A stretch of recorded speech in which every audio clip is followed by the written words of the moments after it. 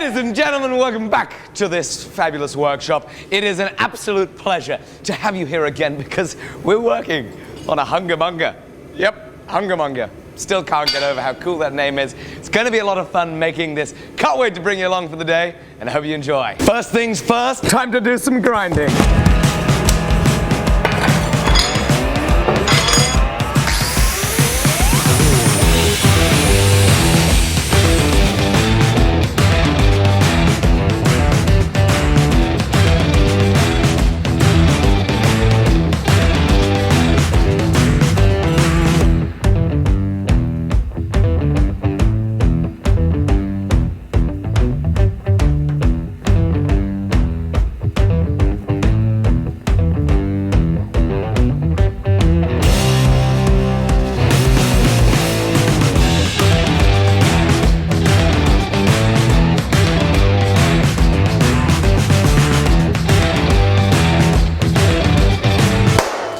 Back in the forge we go.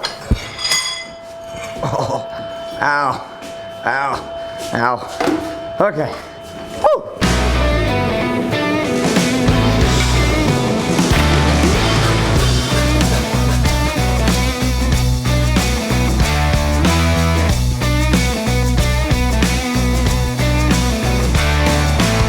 Call me the Joker, call me the fool.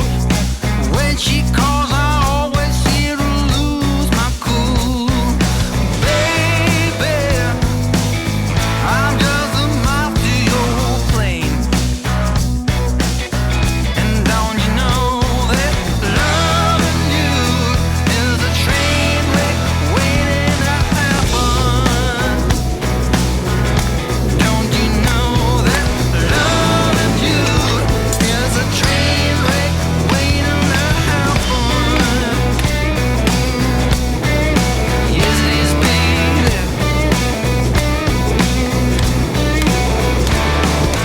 So this is what we've got so far. And I know it doesn't really look like much of a HUNGA MUNGA, but that's okay because there's still plenty to do. So this is a really interesting thing to work on because to reach every single tine of the HUNGA MUNGA, I have to bend all the other tines around and then hammer on the tine and then bend them back. So it's really tricky because we're working with Damascus steel. Now, as you will have seen from the beginning of the project, Damascus steel can be a little tricky. It can come apart on you. And I'm doing some serious bends and manipulation to it. So I'm trying to make sure that we keep it at a really nice hot temperature. We work in a high temperature range. And I'm constantly looking to see if any cracks or tears are developing. So far, it's going just great. And now what we're going to do, I'm going to start trying to find a way to draw that out. But I don't think I can access it until I reduce this material here. It will then give me access in there. Now that big lump at the bottom there is going to form the tang, and so that's the next step. Into the Pilkington power hammer we go, a little bit of power hammering, forging down the tang.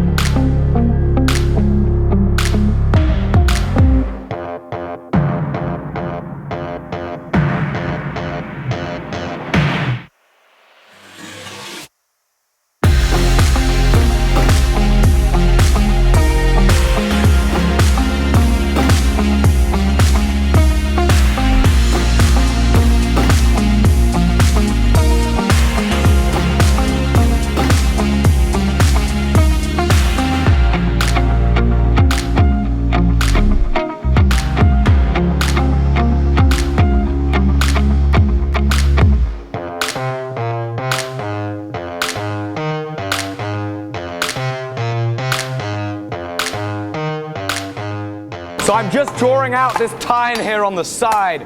This comes out just in front of the handle. I guess it's like a last chance. If you didn't get it on the first three spikes, you try and get it on this.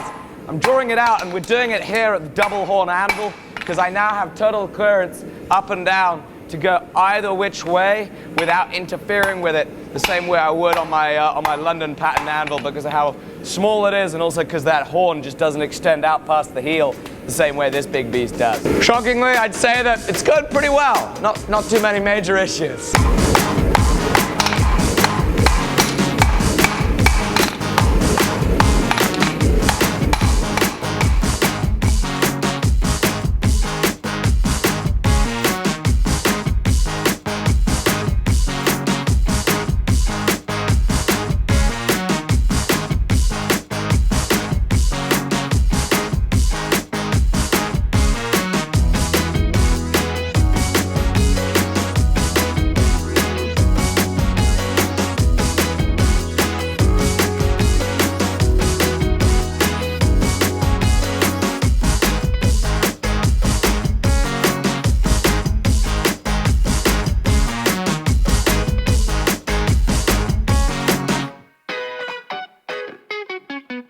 We are so close to start forging the bevels. It's just a case of flattening this out, starting to think about how we're gonna bend it all, and then we begin forging in the bevels of this HUNGA MUNGA.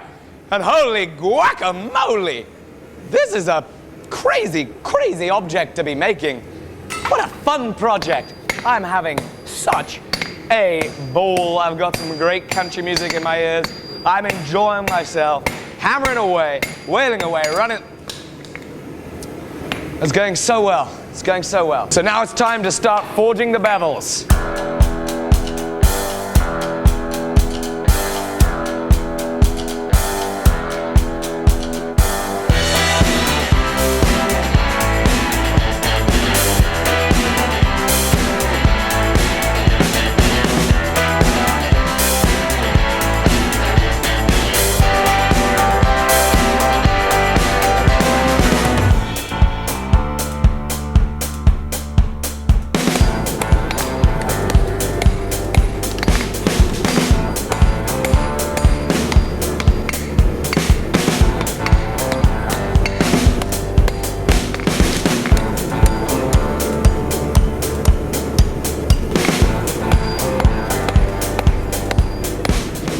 Now, a few months ago, I made a video entitled Why You Don't Hit Hardened Steel, referring to why you don't hit hardened steel top tools with a sledgehammer. That's actually a really popular video on the channel, but I made that video for this reason. I mishit with the hammer, and I hit this corner here. I really rarely mishit, but I did. And there we go, I mishit, and that is a chip that is just wanting to flake off the anvil there. And you can see just how brittle it is, the fact that I can just pluck it out of there.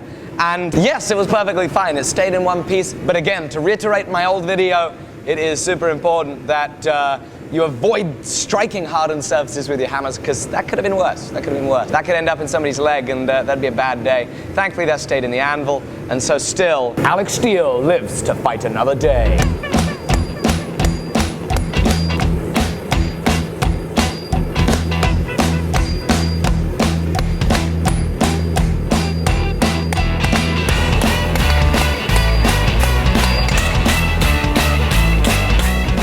Oh man, this thing is looking insane, out of this world awesome. I'm here at my welding table. We're just gonna try and flatten this off. Make sure it's all the way flat and ready to be annealed, because the next step is indeed gonna be grinding this puppy. And we wanna make sure that we got something nice and flat to work with, so we don't have any issues with that. I have to say, frankly, I am shocked that I have just forged that one piece of Damascus steel. We didn't do the Damascus steel first time, but we made the HUNGA MUNGA first time. It is looking awesome. There are some bits that we're gonna be cutting off for now. It's in the forge, we're gonna anneal it, and then it is onto the grinding room. So we are out of the forge, it has been annealed, I have eaten lunch, and now it is time to go into the grinding room and do a whole lot of grinding. We're not gonna be putting an edge on here, but my big concern is, because we're making this out of Damascus steel, we've gotta make sure that we can get a very beautiful finish on this, so that when we do go in for the edge, come out, polish it up, it looks good and doesn't look too dirty. That's my concern. There are loads of contours and angles that I can't really get at too much with the grinding equipment that I have. So it's going to be a case of trial and error, maybe? We'll see how it goes.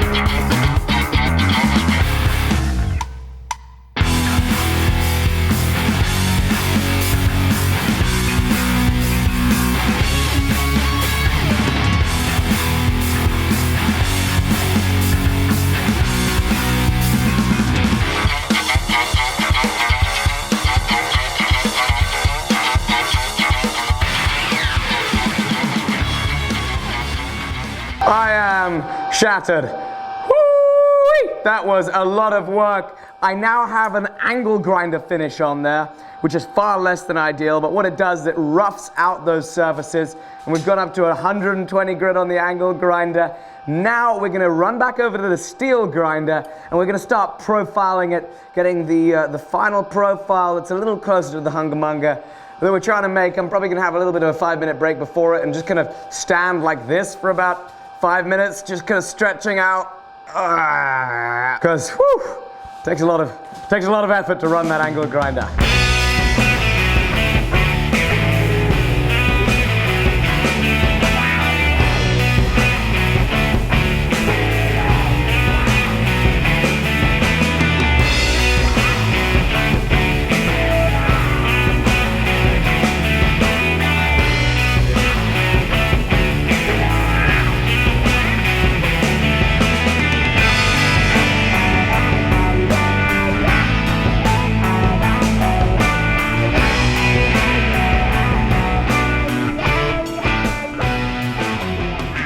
I am so tempted to just throw this at any wooden thing. I don't have the pieces of wood up on the wall yet, so I can't throw it at anything, but there's definitely going to be some throwing towards the end of the week, so make sure that you hit subscribe. It's been an absolute pleasure having you here in the workshop today. I can't wait to see you tomorrow on the next episode. Hit subscribe, watch a couple more of my videos. Most of all, get out to your workshops, make something, and have a fantastic day.